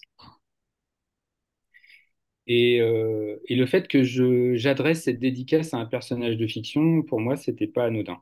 À la fois parce que à la fin du roman, il y a un personnage qui s'appelle Catherine, qui semble être un personnage réel, et qu'en même temps, la dédicace s'adresse à un personnage de fiction qui est Catherine Leget, euh, et qui date donc des années 90, c'est-à-dire qu'on est la sortie du film de Christian Vincent qui s'appelle La Discrète coïncide à peu de choses près avec la sortie du livre de Christian Costa. Euh, donc j'ai fait cette dédicace aussi en y réfléchissant à 2 fois, en me disant que je construisais tout mon texte sur ça, c'est-à-dire sur le fait que à partir d'une référence qui peut être cinématographique, qui peut être fictionnelle, qui peut être romanesque, on peut revenir à la réalité. Pour moi, l'essentiel de ce livre, c'est de dire qu'il ne faut jamais rompre avec la réalité et que quel que soit le degré de fiction dans lequel on peut se sentir à l'aise, le degré de romanesque dans lequel on peut se perdre, il ne faut jamais perdre pied avec la réalité. Et, euh, et l'histoire de ce livre se tient entre ces deux Catherine. Il y a la Catherine Leger de la dédicace, qui est un personnage de fiction totale, une référence assumée au film de Christian Vincent, qui était joué par Judith Henry d'ailleurs à l'époque. Et puis la Catherine de la fin du livre, qui apparaît comme un personnage qui qui sauve un peu le narrateur. Le narrateur aurait pu sombrer finalement dans quelque chose de purement romanesque, s'enfermer dans de la fiction totale. Et finalement, c'est Daban, à contre-emploi, et finalement, alors qu'on pouvait s'attendre à autre chose, c'est Daban qui ramène le narrateur à la réalité. On aurait pu s'attendre à ce que le narrateur soit aspiré dans une sphère, dans un tourbillon romanesque et fictionnel avec Daban, alors que c'est Daban qui le ramène à la réalité. Et le personnage principal dont on n'a pas parlé de ce roman, c'est Catherine. Parce que la littérature joue un rôle majeur, mais le plus essentiel, il n'y a pas de littérature sans rapport au réel, et le plus essentiel, c'est ce personnage de Catherine à la fin qui va sauver véritablement le narrateur. Donc, euh, donc cette dédicace est pas anodine, et elle joue un rôle majeur. Elle va passer complètement inaperçue, j'imagine, parce qu'on s'attarde rarement sur les dédicaces, mais, euh, Déjà, mais elle est elle à joue un gauche rôle du livre. majeur. Elle est à gauche du livre, donc on la voit pas Hein? forcément. Elle est à gauche du livre, on la voit pas forcément. Elle est page gauche. Et oui, voilà, les choses sont cachées, et pourtant, c'est les choses qui sont cachées qui sont souvent les plus essentielles, et c'est parce qu'elles sont cachées qu'elles sont essentielles. Alors, bon, plus sérieusement, j'ai pris un passage qui est celui du chapitre 4 qui est lié à l'obsession, pour révéler un peu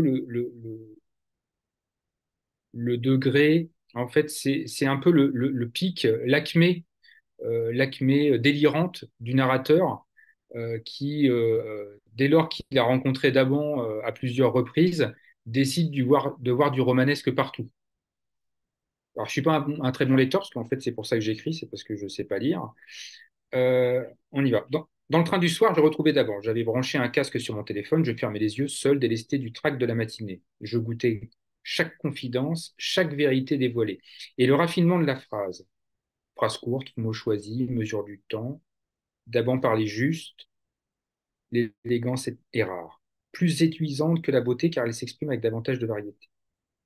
Jusque dans les silences. Et l'absence encore. Un immense espace à combler de pensée, de réflexion, de rêverie. Le contrôleur, irrévérent malgré lui, m'éveilla peu après Val-de-Reuil pour vérifier mon titre de transport. Je rouvris les yeux. Le paysage des voyageurs avait changé. Certains avaient disparu, d'autres avaient pris leur place. Je remarquai une femme dans le carré face à moi. Elle n'avait rien à faire dans un train nomade en fin d'après-midi, encore moins dans un wagon de seconde classe. Une pâleur recherchée et soignée, une coupe à la garçonne, des cheveux noirs, des cheveux d'un noir de jet. Elle portait une robe tailleur en laine grise, sans manches, à la fois austère et sensuelle. Des chaussures à talons, un rang de perles autour du cou, la bouche fine et bien dessinée, le nez légèrement retroussé, une paire de lunettes noires masquait ses yeux. Comme nous approchions de Rouen, elle se leva pour enfiler son trench en taffetas de coton. Puis elle se rassit, ses mains reposées sur un sac en cuir souple qu'elle gardait contre elle.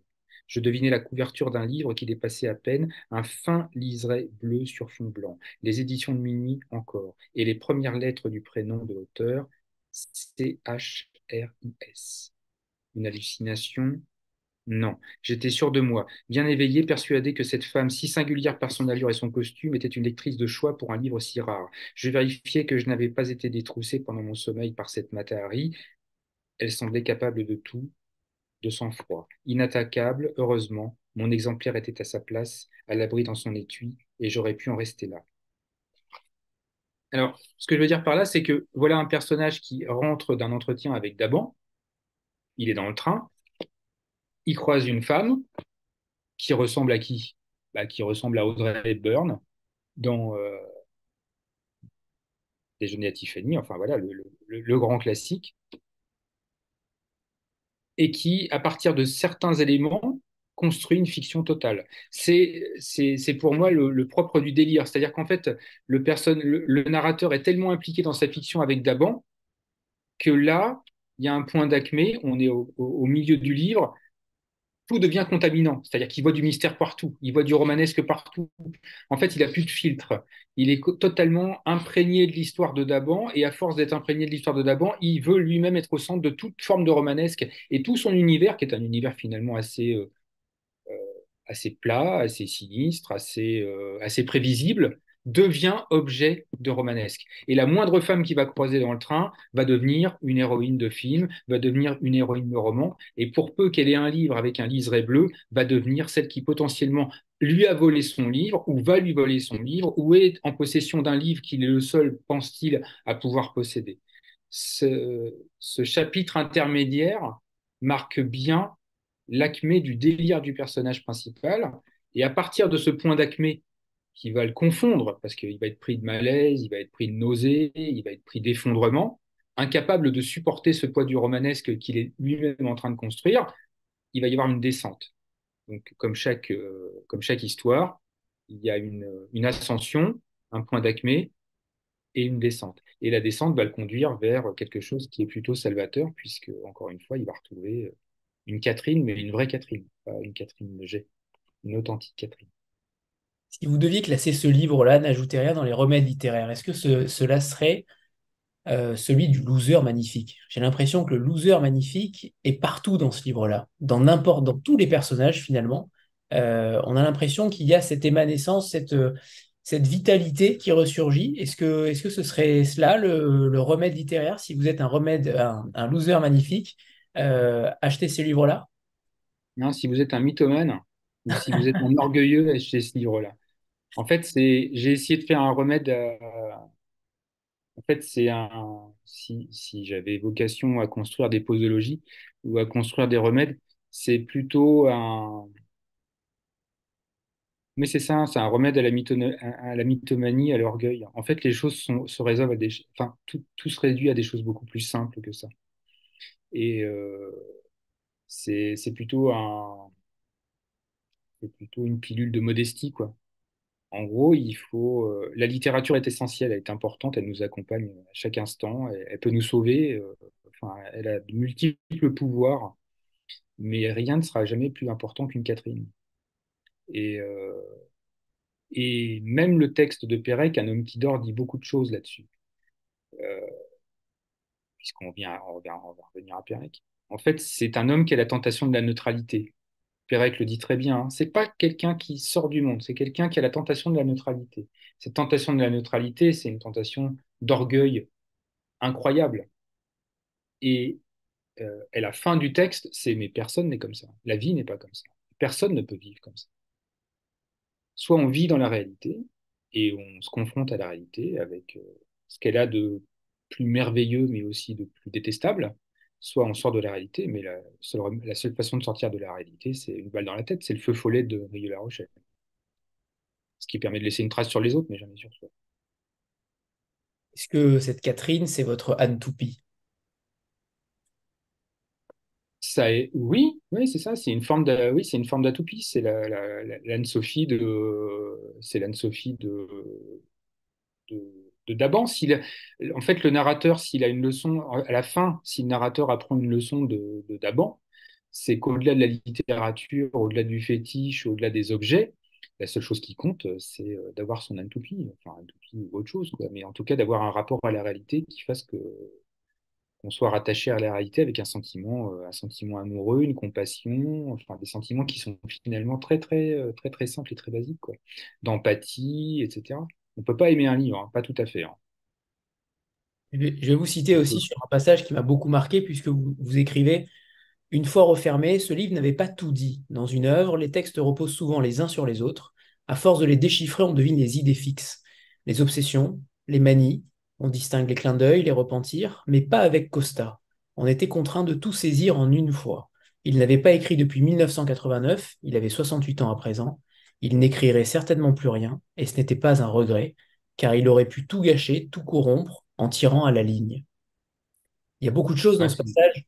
Il y a beaucoup de choses dans ce passage. Le fait en effet de découvrir toutes ces obsessions et que un livre ne peut pas tout dire, mais aussi du fait que Costa aurait pu tout gâcher et potentiellement vous. Est-ce que cette idée vous a traversé de faire toujours le livre de trop finalement? ah oui, oui, oui, oui. Tout à fait. Heureusement qu'il y a des éditeurs aussi, peut-être pour vous dire que vous êtes à côté de la plaque, hein, en fait. Mais c'est une tentation. Pour moi, la littérature, c'est une tentation d'orgueil, de, de se dire qu'à chaque fois, on a quelque chose de plus à dire. Alors qu'en fait, je pense qu'on dit toujours la même chose. Mais on essaye de le dire différemment. Alors, on peut travailler sur la forme, on peut travailler sur, enfin, il y a plein de façons de redire les choses d'une manière différente, peut-être de progresser dans la manière d'écrire, peut-être de progresser dans la manière de poser les situations, peut-être dans la manière voilà, simplement dans la manière de dire les choses. Mais oui, oui, enfin, mais c'est un péché d'orgueil, la littérature, hein. Je pense que c'est un péché d'orgueil de, de- d'avoir envie de continuer à écrire des trucs. Je suis pas sûr que ce soit nécessaire. Mais bon, bah, je suis orgueilleux comme les autres, quoi. En gros, je me dis qu'il y a encore peut-être un truc à faire, mais oui, voilà, je pense que c'est un péché d'orgueil, hein. Mais il y en a qui réussissent merveilleusement. Enfin, voilà, Modiano, encore une fois, je suis persuadé que Modiano écrit le même bouquin depuis 30 ans, mais à chaque fois, c'est un livre différent. Mais tout le monde n'a pas le talent de Modiano, et j'ai certainement pas, mais de loin, de très très loin, le talent de Modiano. Donc, euh, donc ouais, je pense que c'est un péché d'orgueil, hein. Et j'aimerais qu'on revienne sur. Il y a un très beau passage également sur la tentation du roman qui, vous dites, coïncide souvent avec une rupture, une Mm, envie de solder les comptes et de changer de voie. Ce qui mm. revient aussi, vous revenez un tout petit peu plus loin sur le côté de nègre, de ghostwriter, comme vous dites. Enfin, écrire un texte qui n'attend d'aucune validation, aucun contre-seing. Ne plus être un écrivain fantôme, me débarrasser de ma charge et de mon personnage. Une chance peut-être de retrouver aussi le plaisir de l'écriture. On sent que c'est un sujet extrêmement puissant aussi dans le livre, cette notion de ne plus être jugé constamment. Vous êtes jugé par un lecteur, certes, mais pas par des corrections, même si l'éditeur peut le faire, bien entendu. Mais j'aimerais que vous nous parliez de ça parce que c'est quand même très impactant dans le livre. J'ai l'impression qu'on parle beaucoup du livre depuis le début. J'ai l'impression qu'on a évoqué au final que 5 à 10% du livre, tant il y a de choses à en dire. Et c'est ça qui est très intéressant, c'est que je préfère préciser à ceux qui ne l'ont pas encore lu, on ne spoile vraiment rien. Vous avez encore plein de choses à découvrir dans le livre. Voilà, ça, c'est important de le dire aussi. Oui, c'est d'être en fait, écrire, c'est être d'abord son propre juge, hein. C'est quelque chose d'assez compliqué. Alors, ça peut éteindre comme ça, oui, ça peut fracasser des velléités, ça peut fracasser des vocations, parce que lorsqu'on est son propre juge, on peut trouver systématiquement mauvais ce qu'on est en train d'écrire. En même temps, il faut se donner aussi cette liberté d'aller au bout de d'aller au bout de son écriture et d'assumer cette écriture. C'est compliqué, hein, de se dire qu'on a quelque chose à dire et que ça peut intéresser des gens. Mais au-delà du fait que ça peut intéresser des gens, simplement de se dire qu'on a quelque chose à dire. Je trouve que c'est compliqué de porter déjà simplement cette idée. Une fois qu'on a accepté cette idée qu'on avait peut-être quelque chose à dire, alors quelque chose à raconter plutôt que quelque chose à dire, bah, il faut aller ensuite au bout. Moi, je suis très modianesque dans le sens où j'ai besoin de trouver ma musique. C'est-à-dire, en fait, en gros, c'est la mélodie de l'écriture qui me porte et qui m'entraîne jusqu'au bout. Et la mélodie de l'écriture, en l'occurrence, sur un projet comme N'ajoutez rien, elle était aussi portée par le débit d'Aban, par exemple. Sa façon de parler, de ménager des silences, d'avoir cette forme de distinction un peu anglaise que j'apprécie particulièrement, cette retenue qu'il faut combler. Donc, Daban a beaucoup contribué au rythme de la phrase, à la construction même du livre, dans cette chronologie qu'il a su installer, dans cette évolution de nos rapports. Euh, et donc, oui, c'est une liberté extraordinaire. C'est un cadeau formidable pour un auteur à chaque fois d'être édité et de voir son texte prendre forme sous la forme d'un objet et de se dire que ce texte est lu et qu'il est partagé et que voilà, il est apprécié ou pas apprécié, mais en tout cas qu'il est un élément un élément qui, un élément de dialogue, un élément de voilà, c'est une entreprise complètement magique de se dire qu'on a passé 6 mois, 7 mois, un an de sa vie à écrire quelque chose et que d'un seul coup ça devient un objet, que des gens le lisent et portent un avis dessus. Moi, je trouve ça, enfin, c'est un cadeau extraordinaire, hein. Je le souhaite à tout le monde. Donc, c'est une très grande liberté et c'est aussi quelque chose qui est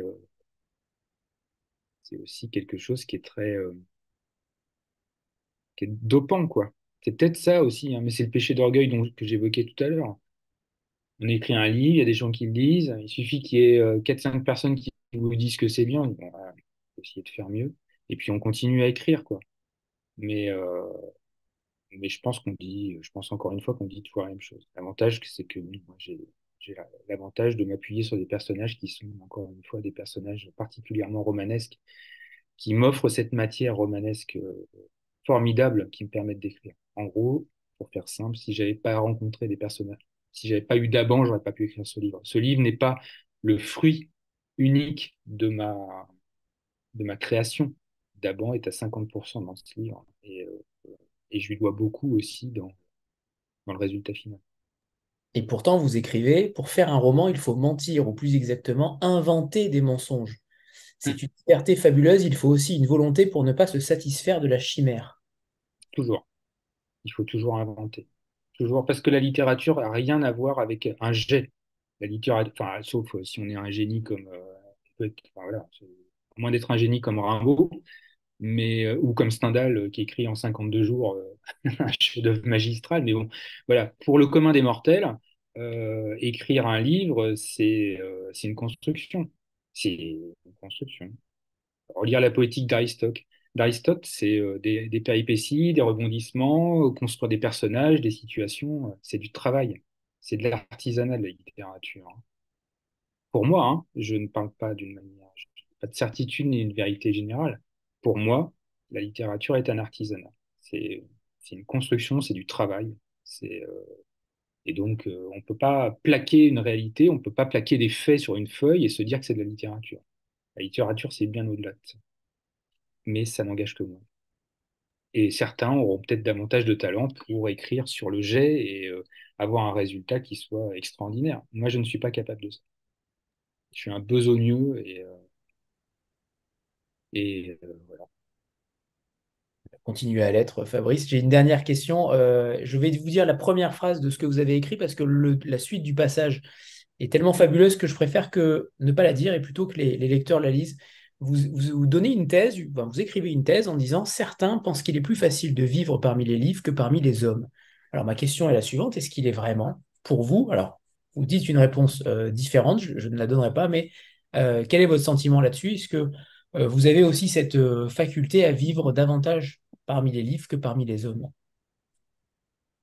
Vivre parmi les livres, c'est une facilité. Mais en vieillissant, je me dis que il est plus important de vivre, de savoir vivre parmi les hommes et qu'on ne peut pas faire de la bonne littérature en vivant parmi les livres. Et si j'ai un tant soit peu d'orgueil à continuer à écrire, je sais qu'il y a beaucoup plus pour moi d'intérêt à vivre parmi les hommes que parmi les livres. Même si je passe beaucoup de temps parmi les livres. Mais il est impossible d'écrire des livres pour moi en vivant parmi les livres. Pour écrire des livres, il faut vivre parmi les hommes.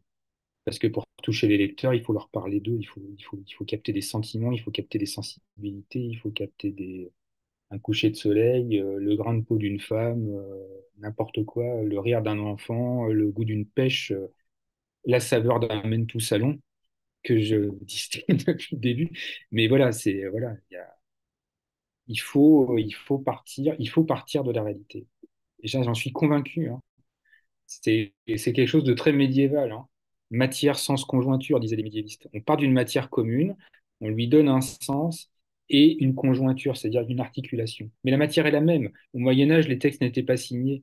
On utilisait les mêmes personnages, les mêmes situations, et c'était le talent de l'auteur qui leur donnait vie. Bah, je pense que le talent de l'auteur, d'une manière générale aujourd'hui, c'est ça, partir de la réalité. La réalité, elle est immuable, elle est commune à tous, mais pour faire œuvre de littérature, il faut ce travail de l'auteur qui crée des situations, qui ménage des conjointures, des rebondissements, des surprises, qui qui s'acharne à dépeindre des caractères, à leur donner de la vraisemblance et en même temps du romanesque. Enfin voilà, c'est un travail d'artisan, quoi. Comme quand on construit un meuble, une maison. Les matériaux sont les mêmes à chaque fois et pourtant aucune maison ne se ressemble et aucun meuble ne se ressemble.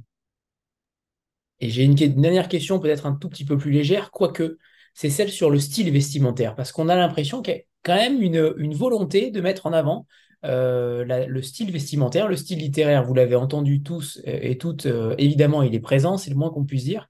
Mais il y a quand même dans le récit aussi beaucoup de... on sent que vous attachez une importance particulière aux vêtements, au style, et vous le mettez dans vos personnages. Et j'ai trouvé ça terriblement touchant et en même temps très bien fait, en fait, très bien décrit. On a l'impression de voyager avec vous. Est-ce que c'est votre attrait pour le cinéma qui aussi nous immerge totalement dans une scène de cinéma? Je ne sais pas, mais en tout cas, j'ai trouvé ça très cinématographique. C'est une solution que j'ai trouvée dans ce texte pour justement manifester l'évolution de la sensibilité, de la psychologie du caractère. C'est-à-dire que notamment dans ce premier rapport, il y a pour le narrateur un besoin de se poser par rapport à un personnage qu'il imagine très germano-pratin, très parisien. Comment je m'habille par ce personnage? Comment est-ce que je vais obtenir une forme de crédibilité? Il faut pas que je paraisse totalement déguisé, il faut pas que je paraisse totalement non plus dilettante. Comment je m'habille? Et vous remarquerez qu'au fur et à mesure que les rencontres évoluent dans le temps, le personnage se dégage de plus en plus de ses contraintes vestimentaires en se disant, finalement, maintenant, il y en a marre, j'ai besoin d'apparaître à Daban tel que je suis. Daban ne change pas, lui, parce qu'en fait, il n'a aucune velléité à changer, il est tel qu'il est. Daban ne joue pas. Celui qui joue, c'est le narrateur, dans son rapport un peu complexe de maïotique, de faire accoucher les esprits, d'essayer d'obtenir des confidences de Daban. Il est dans une forme de manipulation. Celui qui manipule, c'est pas Daban. Celui qui manipule, c'est le narrateur. Il se pose face à lui pour essayer de lui estorquer des vérités et de préférence des vérités qui lui coïncident, des vérités qu'il attend. C'est lui qui construit des châteaux en Espagne, c'est lui qui se pose la question de savoir s'il va mettre des Chelsea ou s'il va mettre des Clarks ou s'il va mettre des Dock, etc. C'est lui qui s'empêtre dans cette forme de construction romanesque, alors que Daban ne demande rien. Lui, Daban, il est dans une forme de simplicité, de coïncidence, de sincérité. Le narrateur, lui, est dans la construction. Et en fait, l'histoire de ce texte, c'est l'histoire d'un type qui se pose des questions face à la littérature et qui se débarrasse de tous les oripeaux de la littérature, c'est-à-dire tout ce qu'il y a autour de la littérature, pour en finir sur Catherine, parce qu'en fait, l'histoire commence avec Catherine.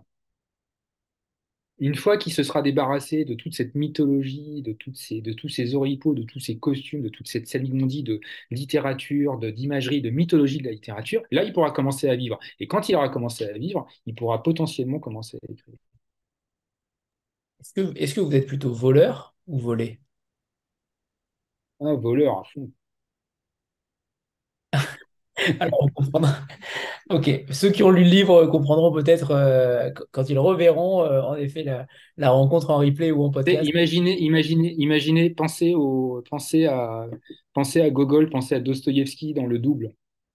Imaginez un moment dans le livre que tout a été inventé et que le narrateur pas, ne s'est pas fait voler le livre, mais qu'il a tout imaginé et que en gros, tout n'est que prétexte.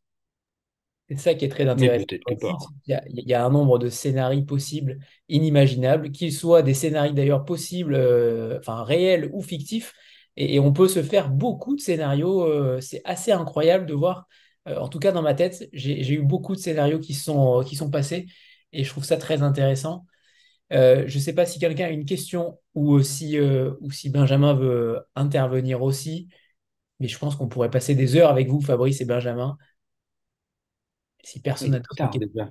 Et D'ailleurs, oui. vous remarquerez que par rapport à votre réflexion qui est juste, hein, c'est-à-dire cet enchevêtrement d'histoires dans les histoires, en fait, on est dans une succession abyssale de romanesque de réalité, de romanesque de réalité, puisqu'à chaque fois, le romanesque recouvre la réalité, puisque chaque prétexte de réalité devient prétexte à romanesque, à construction romanesque. Donc, on est dans un processus d'accumulation. Et le texte s'intitule N'ajoutez rien. Tout à fait. Donc, on n'ajoutera rien pour cette rencontre. Merci infiniment à tous. Merci Fabrice. Je vous souhaite vraiment le meilleur avec ce livre-là parce que c'est un livre qui est totalement inédit, original, extrêmement. Au niveau du style, vous l'avez vu, hein, vous l'avez lu, c'est assez incroyable aussi. Donc, je suis vraiment ravi d'avoir fait votre découverte avec ce livre-là et qu'on ait pu faire cette rencontre ensemble parce que je suis persuadé que ce livre-là va avoir une superbe vie. Et on espère qu'il ne soit plus, enfin qu'il continue à être disponible d'ici 20 ou 30 ans, pas comme Christian Costa. Ça, c'est la meilleure chose qui puisse lui arriver. Merci infiniment à tous les deux. Merci Benjamin et Fabrice. Merci à vous. Merci, merci, bonne soirée. Merci, bonsoir. Au revoir. Merci de votre écoute.